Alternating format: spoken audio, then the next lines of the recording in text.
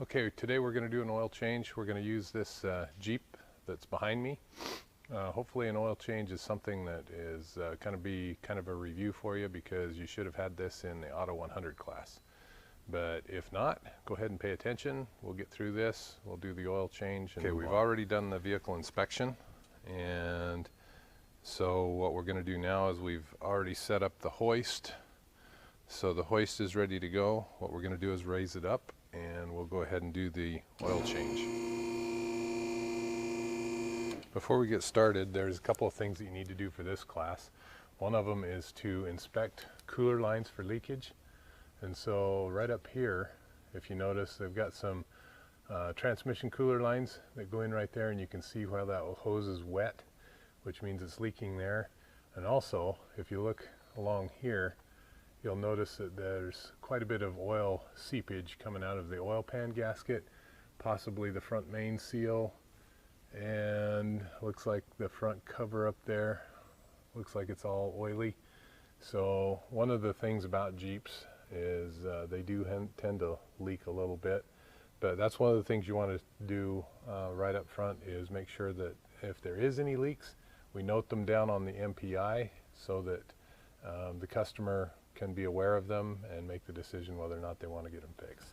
One of the things I like to do first is crack the oil filter. So get a hold of the oil filter and loosen it a little bit so it can start draining, and then I'll drain the rest of the engine oil after that. So if I can reach up in here and put the strap wrench around the oil filter and loosen it up.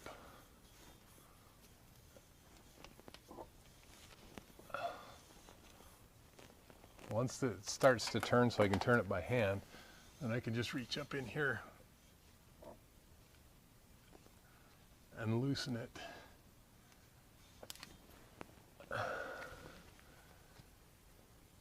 Until oil starts to run out. So there's the oil running out right there. Next thing I'm going to do is actually drop the oil out of the oil pan.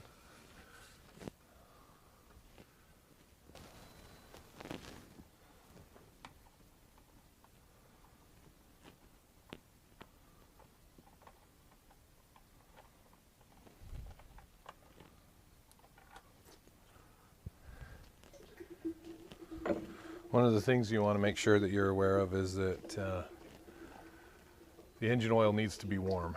So if the vehicle hasn't been run for a little while, you might want to start the engine up, let it warm up for 5-10 minutes before you change the oil. That way all the oil comes out, and it comes out fairly easily.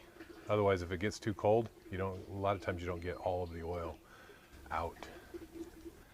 And whenever possible, it's also good to replace the gasket on the drain plug. This particular one is a reusable gasket, so I'm not going to replace it.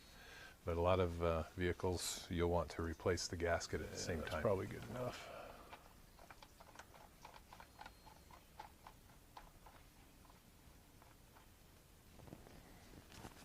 Now this doesn't need to be really tight, just needs to snug it down just enough so that it's not going to leak.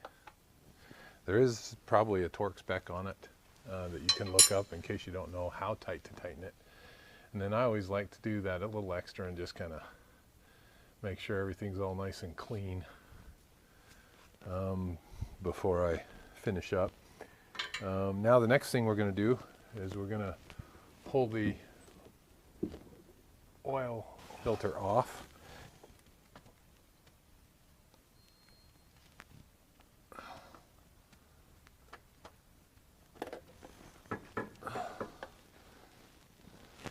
On this particular vehicle, it's actually a little bit easier to replace the oil filter from up on top, but I thought I'd change it for you guys down here on the bottom just because we're already down here. Now before I put the new filter on, what I want to do is I want to lubricate the O-ring right here, and I just do that by putting my finger, getting a little drop of oil on my finger and just rubbing it around the gasket. What that does is it helps keep the gasket from sticking to the engine block the next time you do an oil change. or somebody else does an oil change. Because if the gasket sticks, then what will happen is you'll get what they call a double gasket, which means that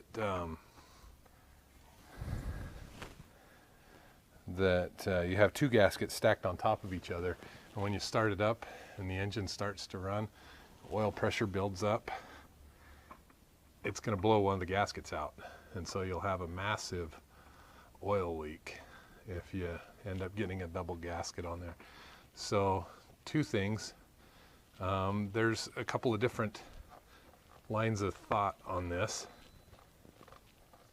Let me get this oil filter tight. And the oil filter only needs to be hand tight. But two different lines of thought on this.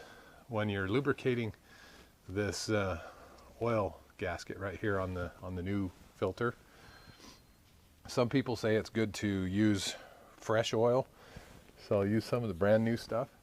I always use a little bit of the used oil simply because it forces me to take a look at the gasket and make sure that the old gasket is right here and it's not stuck up on the block, so that way I won't get a double gasket situation going on.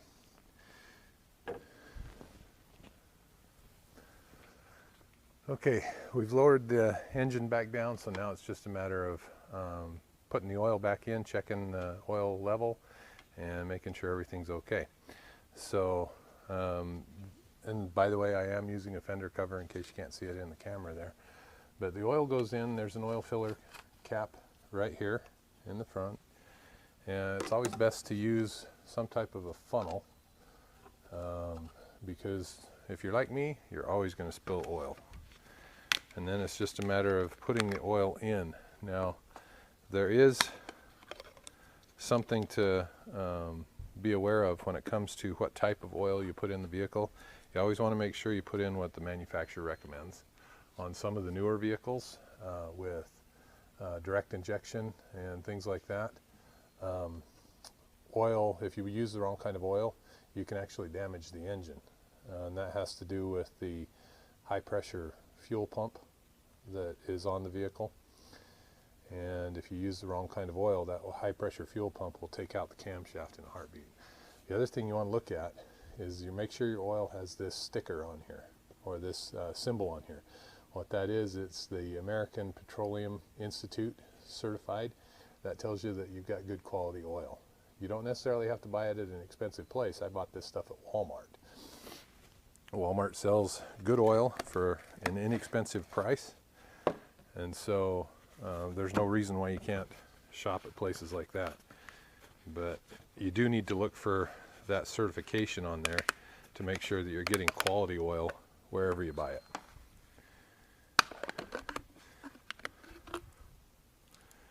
And we'll go ahead and put the rest of this oil in, hopefully not spill any. If you lay the jug down like this on its side, and if you notice I'm kind of making it so the handle goes down, is because that way the oil jug doesn't glug.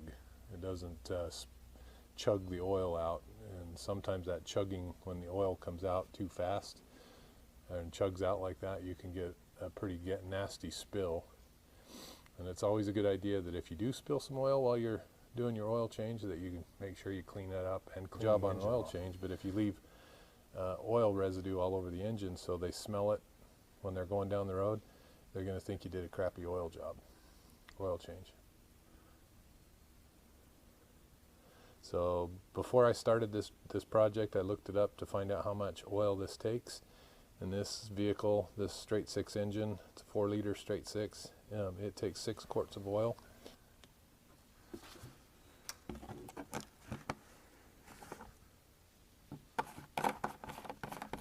Okay, once I've got the oil in the vehicle,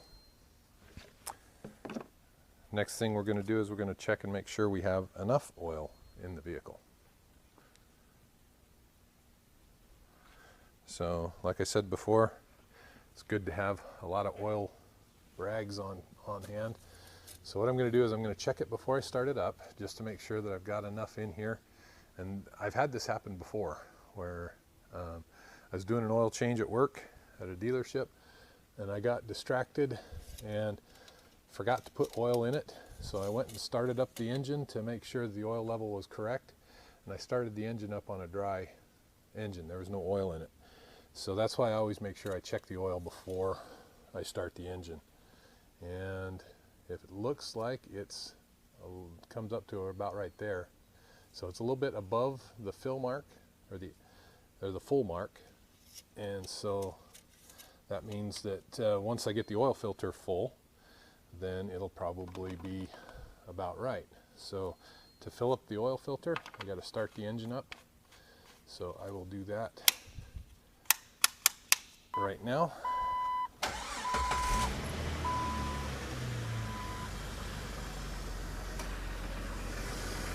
So I'll let the engine run for just a minute or two, then shut the engine back off. Once the engine shut back off, now I'm going to recheck the oil, make sure it's at the right level.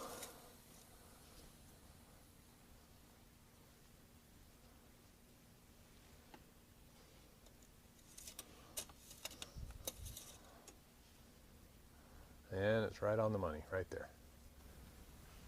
And the last thing we need to do is put a reminder sticker in there for a return date on the oil change.